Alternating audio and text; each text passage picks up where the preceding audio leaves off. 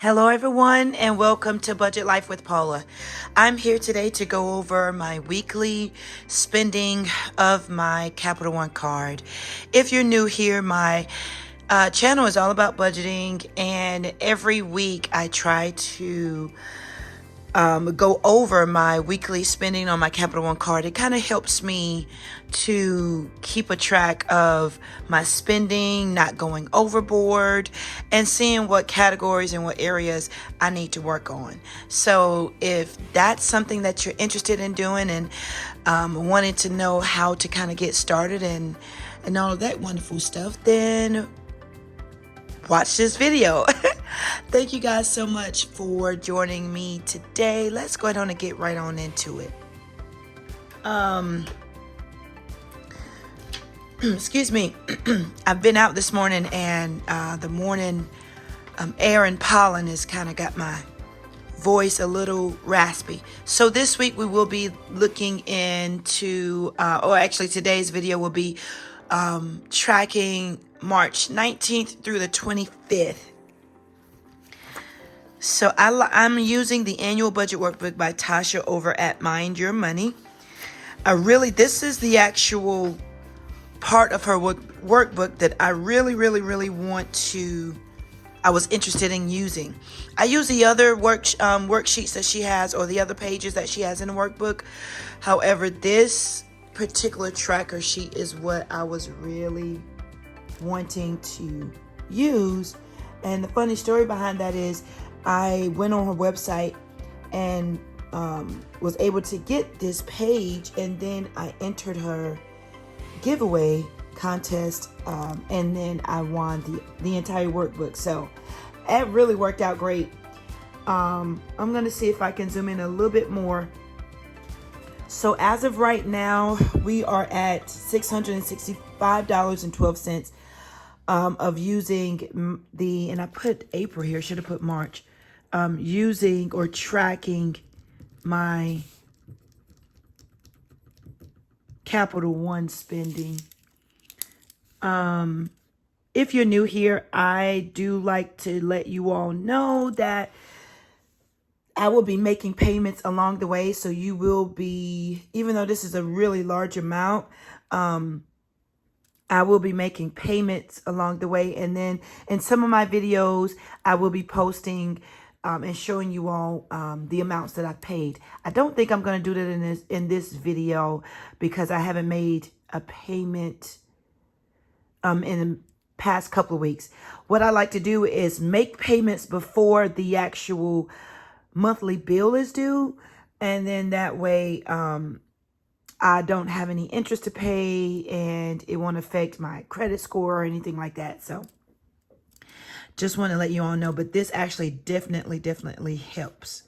So I do have my worksheet, my actual spreadsheet that I created prior to using Tasha's workbook. So I'm going to go along with this, and then we'll look at the breakdown on this page afterwards. So it looks like on March 21st, I went over to Walmart, or placed a Walmart order for groceries, and I'm just going to put food here. That looks like a P. I'm actually recording in the morning, and it's really nice out, and the birds and nature kind of distract me a little bit. So that's why I'm pausing, because I saw something out there and I was like, oh, beautiful. So we're going to add, I'm going to slide this over just so that you guys can see the calculator that I'm using. So 665.12 plus 160.23 now brings us to 825.35. My handwriting is pretty large, so I went over the line. In that same day, I went to our local grocery store and purchased a couple of more things for the house. $72.10. It looks like March 21st was a plus 7 was a shopping day for me. $897.45. I also ordered some household items on Amazon. I'm going to put that in household. And just FYI, I have increased my household row on my budget with me. So you all will see, what's that, 51.29. You all will see that I am starting to put more money down, or list more money, basically budgeting for some more household items. I do know that springtime, a lot of stores will be having like cleaning products on sale. And so I'm buying as many as I can, so that later on in the year, I won't have to do that. So, and then we, of course, the usual paper products that we use here at the house. So on the 22nd, I had a bill that I paid. And I'm just going to put health bill.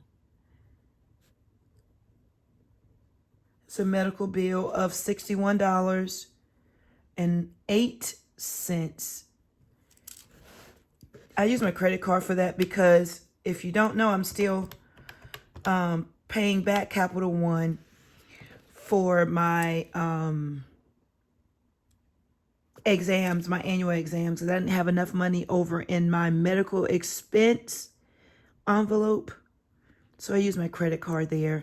And then this bill came up, LabCorp bill came up during that time as well. So I paid that with the credit card. So I will be adding that in. And that medical expense, even though it's in my high priority binder, I pulled that envelope out separately and made a separate row on my budget with me because I want to, even after I reimbursed or pay Capital One back for these bills that I'm paying, I do want to put more money into that medical expense envelope. Yes, I do have health insurance. However, I still have to pay out of pocket for those types of doctor visits. That was on the 25th, Caleb, I'll just put fun day. He was on spring break during that time. And so I took him and one of his friends out for the afternoon.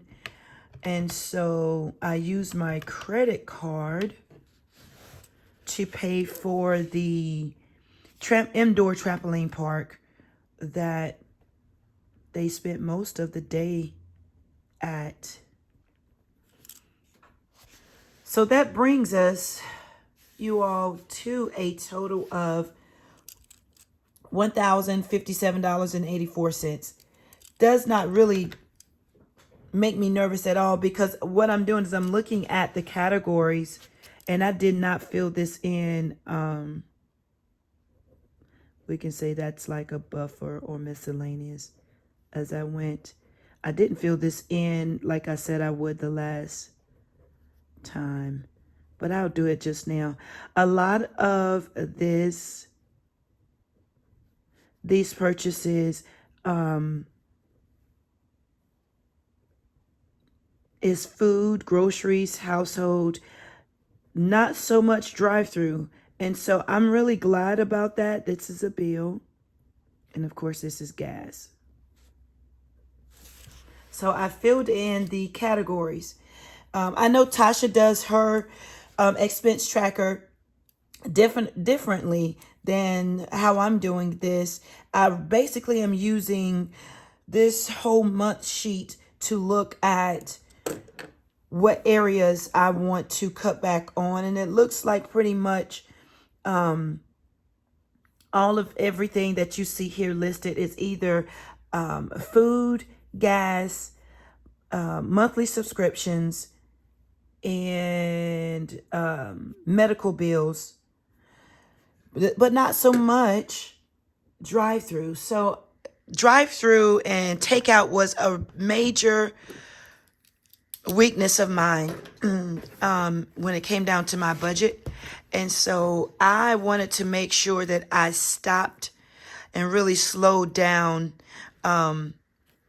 using my Capital One card and just driving through so much, especially if it was not budgeted for, if I didn't have the cash for it. And that was one of my weaknesses, was just if I didn't have cash for it, use a credit card, use a credit card, use a credit card, use a credit card.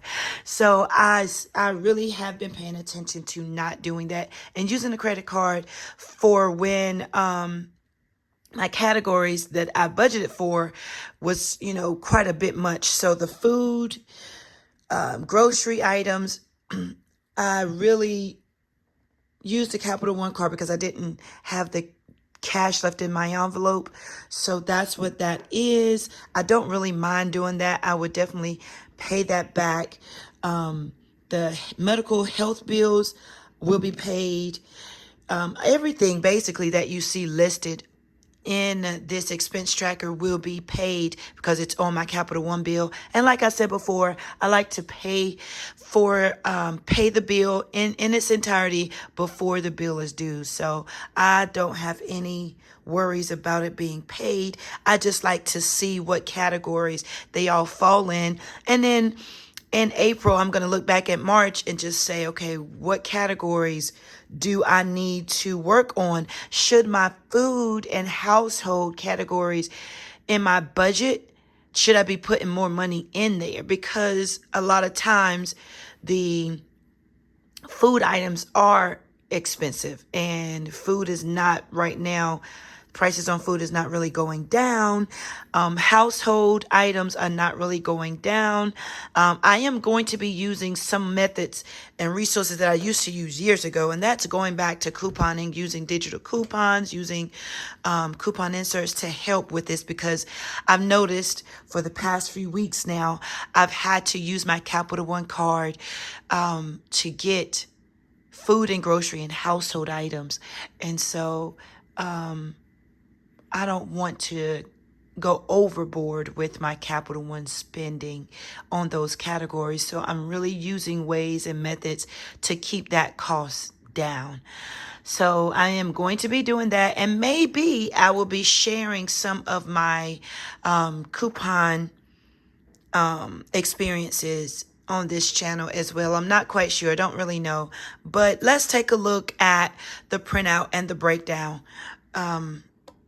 So the top part of this page pretty much is what's inside the workbook. I really want to zone in on the bottom rows, and that's the categories. You can see here, drive-through was 0. Gas this week was 0. I stayed within the budget.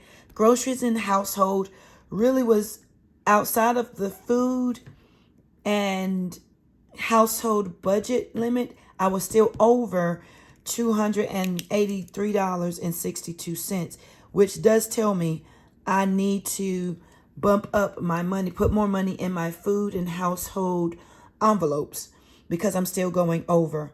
There was a bill, LabCorp bill for $61.08, and then the miscellaneous splurging trampoline park experience of $48. So if you really take out the food, say if the food was not there, let's see how much. I just want to see how much. If I stayed within budget, bumped up my money in those categories in my budget, I would have only this week spent, sorry, so you can see the camera, $109.10, and using my Capital One card for the week. That's not bad at all. That's not bad at all. But until I can get things handled and really get a handle on my, it looks like now grocery and household spending, I may be paying a little bit more on my Capital One bill.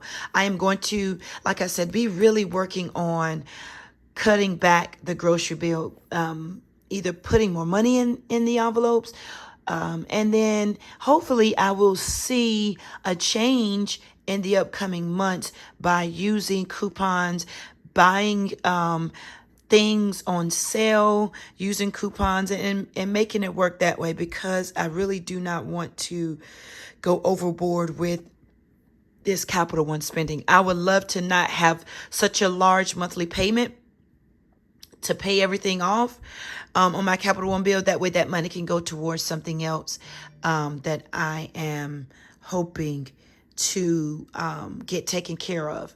So yeah, that's it. I thank you guys so much for watching this video. It normally is not as exciting as my savings challenges, but this is something important to me. So you guys, thank you so much. Please, please, please like this video. Leave a comment. Subscribe to my channel if you haven't.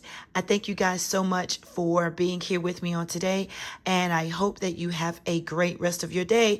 Bye-bye.